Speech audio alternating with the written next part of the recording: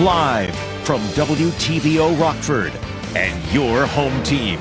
Eyewitness News at 5 starts now. A family is looking for answers as they continue to head out in search for their missing family member. They share where they believe 37-year-old Melissa Ann Trumpy was last seen. Vendors lined State Street this afternoon for the first ever spooky stroll. The small business owner tells us how this helps them gain more exposure. We're trying to inspire people to love sciences again. A local museum welcomes residents to trick or treat and learn more about science all in one. Good evening, I'm Alexis Carpello. Thanks for joining us tonight. The family of a missing 37-year-old woman is pleading for help and answers. Family believes she is somewhere in the Stephenson County and Carroll County area. Rachel Perry caught up with them today during their search. And Rachel, they tell you they need help to cover more ground. Yeah, Alexis. Family says Melissa Ann Trumpy was last seen in Shannon, Illinois at an old boyfriend's house. But they tell me no one has heard from her since Tuesday. We believe that someone's got to know something that isn't speaking. Mandy in Bogue is desperately searching for her younger sister, Melissa Ann Trumpy. She tells me Melissa left her job Tuesday night around 10:30. Mandy believes Melissa met up with her boyfriend later that night. They left together around 12 to 12:30 that night, and he returned between 3 to 4 that morning alone. Trumpy's truck was found near West Pearl City Road and South Bolton Road, but no sign of her. Now, days into the search, and Mandy is hoping for the best, but preparing for the worst. Day in and day out, sleeping and breathing my sister, because that is my best friend and my person. She has been my person, you know, so I can't rest until I can bring her home. And she's got 3 children, and they need their mom, and they need closure no matter, or they need their mom back. Mandy believes someone might have hurt Melissa, and she's pleading with the community for help. So he isn't going to be obvious, but he's not that smart either. So just look under things, heavily meadowed areas, creek lines, anything on your property. Just go around your property, search, see if anything looks out of place or wasn't there before. Family is searching a 20-mile radius around Shannon, Illinois, including areas of Stephenson County. Mandy and Melissa's Aunt Peggy Bankston say they just want to bring her home. The more land we can cover, the better, because we just want to bring my sister home. This is a person with a family and children, and we just want to bring her home. Yeah, we want to bring her home. Carroll County Sheriff's Office has not named anyone a suspect in Melissa's disappearance. They are asking for the public's help in locating her. If you have any information or would like to help search for Melissa, you can contact the Carroll County Sheriff's Office at the number on the screen. Alexis? All right, thanks, Rachel. DeKalb County Sheriffs has had a busy start to the Halloween holiday. Around 3:15 this morning, they were called to a shooting with multiple victims. It happened on North Annie Glidden Road, that's just north of Northern Illinois University. Police say 2 victims with gunshot wounds were found. The first was a 30-year-old man. He was shot several times. His injuries are non-life-threatening. A 28-year-old man was also shot. He's expected to be okay. Investigators say multiple vehicles in the parking lot were hit by bullets. No word on a suspect. Multiple police departments were at the scene. The investigation is ongoing. Police ask anyone with information to call them. A person is dead after a single vehicle rollover accident. Around 3 a.m., the DeKalb County Sheriff's Office were called to the area of Route 64 and Motel Road. The driver died at the scene. They were the only person in the vehicle. The name of the victim is being withheld until family is notified. No word on what led up to the crash. Rock County first responders were called to a deadly crash in a rural town. The accident happened around 3:30 Saturday afternoon in Milton. A vehicle was pulling into a driveway when a truck struck the rear. A 35-year-old passenger died from his injuries. His identity isn't being released until family is notified. Rockford City Council meets on Monday, and they have a few items on their agenda that we'll continue to update you on.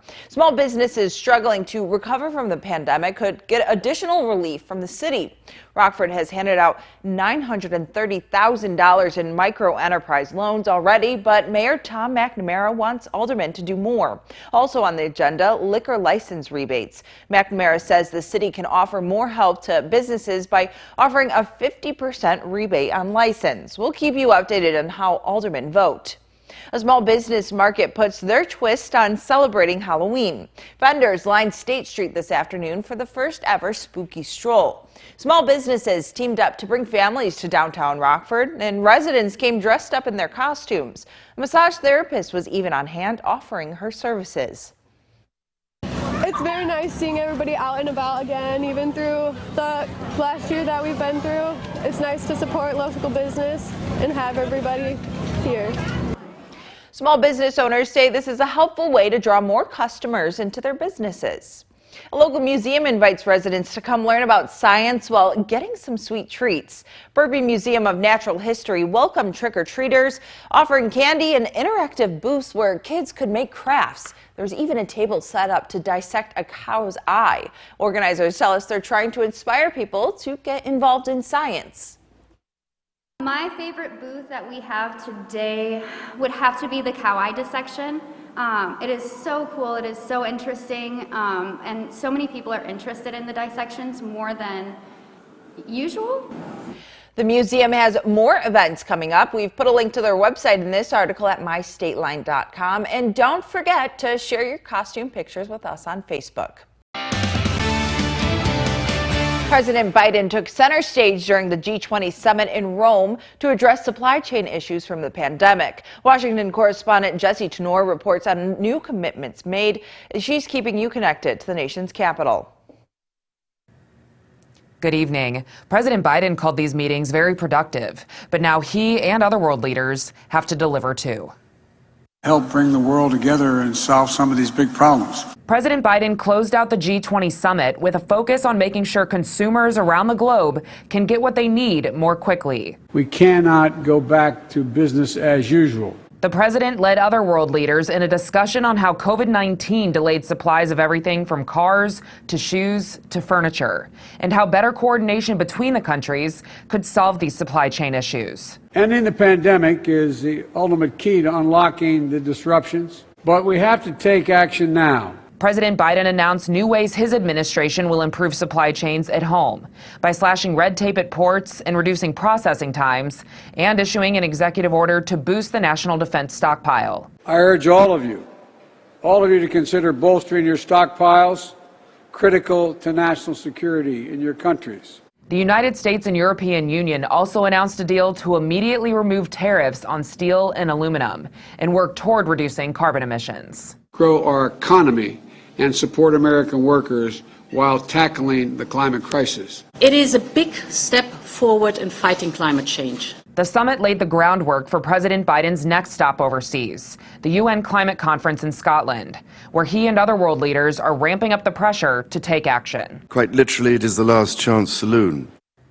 And aside from climate issues, the G20 leaders also signed off on another goal of President Biden's, establishing a global corporate minimum tax rate of 15%. In Washington, I'm Jesse Tenor. Well, good evening, everyone. Happy Halloween. I hope you are enjoying the festivities, or soon will be. We're talking about pretty pleasant conditions out there now, but you will need a jacket, and then you'll need a thicker jacket the later we go in the evening. But here's a look at the Mercy F Skytrack weather camera. Just a beautiful sunset taking place across our region. Just picture perfect outside right now. Now, when we talk about temperatures from today, we topped out at 54 degrees in Rockford, 53 in Freeport. So we were near our normals for this time of year. And when we take a look at temperatures out there now, we're only in the upper 40s and low 50s, so it is very pleasant for a lot of us, and it will be at least for the next hour or so, and then we're talking about that chill really starting to take effect. Now, as we look at the Halloween forecast, if you still have any plans to go out and trick-or-treat, we're talking about temperatures by 6 p.m. at least in the low to mid 40s, so a warm jacket will come in handy. You got to love the mummy shaking his groove thing right there on Halloween, and we're talking about temperatures eventually into the upper 30s by 8 p.m. and then mid 30s by 9 p.m. and then it gets even colder from there. Now, because of the cold that's on the way, we have freeze warnings in place across a large portion of our viewing area. Rockford, you're involved with that, all the way down to Amboy, even all the way over toward Aurora, and even over toward the lake shore just north of Wheeling, Illinois. So we are talking about a chill being out there. And what does this mean? Well, we're looking at this freeze warning staying active at least through 9 a.m. Temperatures in the areas highlighted will likely dip below freezing for several hours. And as that happens, we're talking about threats to crops and other other sensitive vegetation. And also, if you have any exposed pipes, you could potentially have some issues because temperatures will be below freezing for a number of hours, potentially allowing those pipes to freeze. Now, when we look at temperatures by tomorrow morning, as many of you are getting ready to head out the door, you see it right there. Temperatures in the low 30s all across our region. You only find some warmer conditions farther south, but not by that much, only by a few degrees. Now, as we look toward Monday afternoon, temperatures will only reach into the upper 40s, so it will be a cooler day Monday, and then that leads to an even colder night as we head toward Tuesday morning or Tuesday night or Monday night into Tuesday morning. We'll see temperatures down toward the upper 20s as we start the day Tuesday, and that'll set the stage for much of this week. We're talking about cool conditions being out there.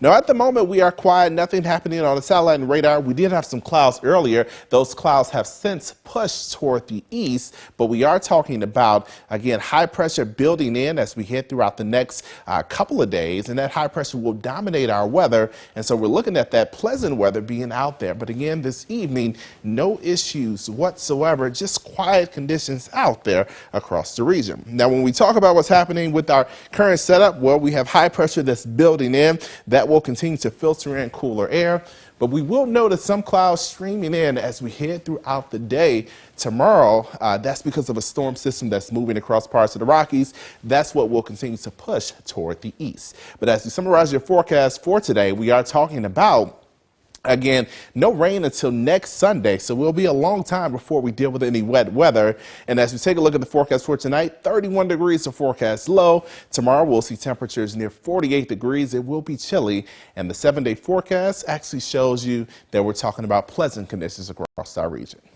Now, the Napleton Sports Desk with Sports Director Scott Leber. Justin Fields made strides today. So did the Bears' entire offense, but the defense didn't get it done against a 49ers offense that hasn't been lighting it up this season. To Soldier Field we go, and here is Fields in the second quarter rolling and finding Jesse James for an 8-yard TD. The Bears led 10-3. The Bears defense still gave up too many big plays. Here's the biggest. Jimmy Garoppolo dumping it to Deebo Samuel, and he's off to the races. He was ruled out at the 1, but it's an 83-yard gain that set up a touchdown. The Bears trailed in the fourth 23-16. That's when Fields was at his best. Using those talented wheels of his, turns a loss into a touchdown. He scrambles 22 yards, but Cairo Santos missed the extra point. The Bears still trail by 1. 6+ minutes to go. Jimmy Garoppolo, not as flashy as Fields, but still effective. He goes 5 yards for the TD that sealed it. The Bears lost 33-22. Their record drops to 3-5. Our David Greenberg spent the day at Soldier Field. He joins us with more on this one. Scott, this was a game of two halves, and this one really got away from the Bears. They're without their head coach and their highest paid defensive player, but it felt like it was one play that really changed the entirety of the outcome. It's an 84-yard pickup on 3rd and 19 by Deebo Samuel that led to a 49ers touchdown, and after that, things really started going south. Yeah, no, that hurt.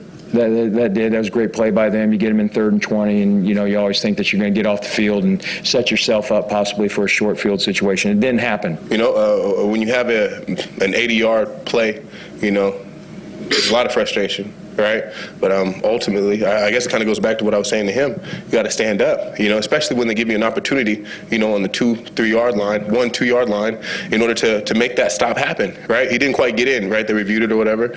And, I think that was the point. We're just going to continue to get better, like I said. Of course, we didn't get the outcome that we wanted today, but we're just going to keep back and keep going.